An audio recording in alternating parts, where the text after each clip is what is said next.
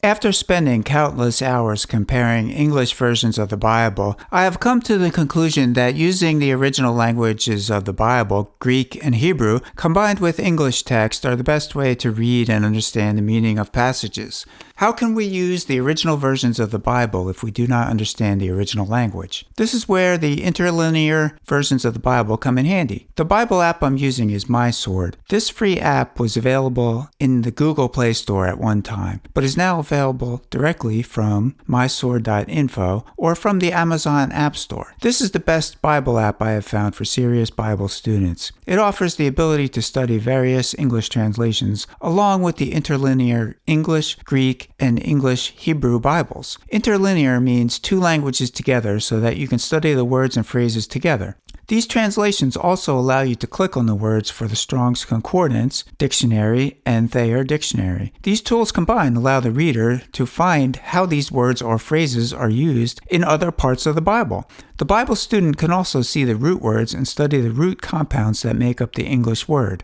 The definitions of the root words and compound words shed meaning on the passage. To download the Bible app, go here, mysword.info/download-mysword. The link is in the description. Install the mysword.apk file by clicking on it in your downloaded folder. You will receive a message to allow permissions to install it in Android. Select Allow and any other permissions needed. Open the app and click Settings, then click Download Modules, then click Bible, then click English, then select a few English Bibles to download, then click OK, then click Bible again. This time click Interlinear. I would recommend to download the HISB for Hebrew Old Testament and OGNT for the Greek New Testament. Once you have selected the books to download, click OK, then start downloading. The Bibles will now be available within the program. You can view them by clicking the drop-down near the top left. Here you can see some of the Bibles I have installed.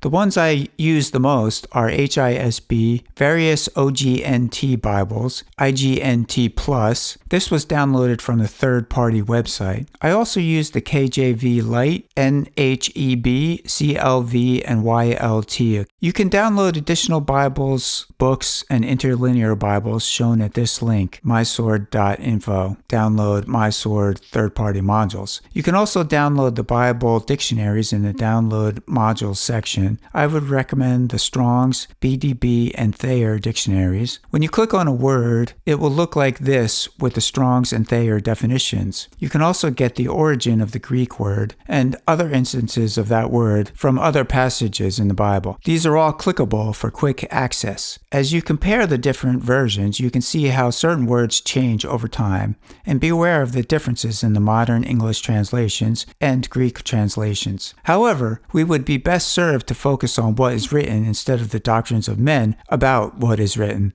If you use a particular translation, it would be helpful to find out what texts were used to develop that translation by searching online. For example, the OGNT Open Greek New Testament Bibles use a more modern version of the Greek text developed by Nestle Aland, whereas the IGNT Plus Interlinear Greek New Testament, the third-party Bible, uses the Textus Receptus Greek developed by Erasmus and Stephanus. There are differences in certain passages based upon scholarly choices which may or may not be accurate. It is best to keep in mind that we know and see in part. We see through a glass dimly. However, we are a work in progress and can benefit from one another's gifting to mature along with the Spirit of God and Jesus. In my opinion, what we have in the Bible is a marvelous masterpiece and of the highest magnitude of importance.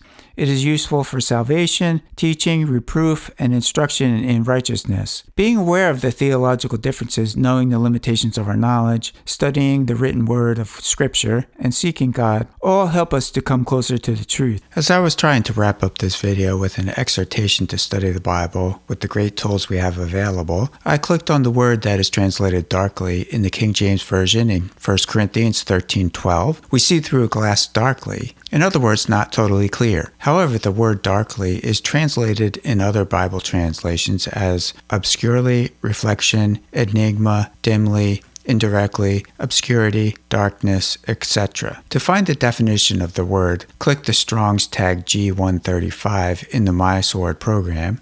This will show a pop-up with the words translation ainigma.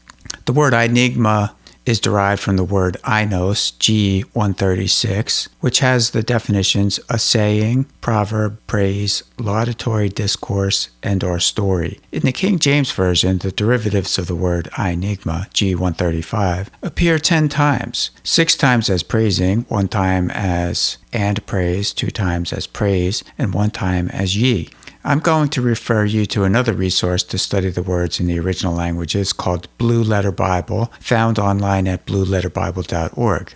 In this case, the Greek inflection of the word transliterated as enigma only occurs once in the Bible, so it will be difficult to find other contexts where that particular inflection occurs. Sometimes we cannot pin down the exact meaning of a word when it only occurs once. The derivation of the word can provide clues as to the meaning or other words in the passage. For example, the word glass, which is G2072, transliterated as zoptron, appearing twice in the King James Version, in 1 Corinthians 13:12 and James 1:23, referring to a listener of the word who is not a doer of the word, resembling someone looking into a mirror who immediately forgets what he or she looks like.